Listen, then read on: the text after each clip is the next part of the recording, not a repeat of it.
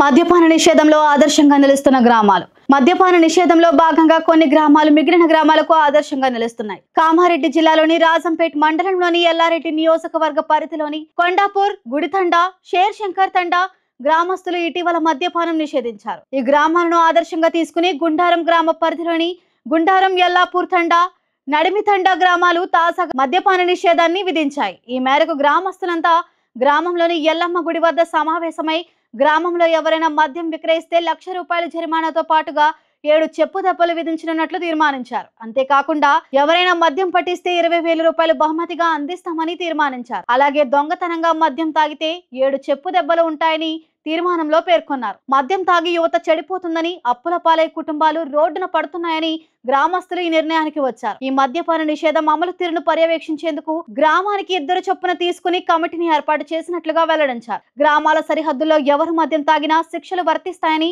తీర్మానంలో గ్రామస్తులు పేర్కొన్నారు.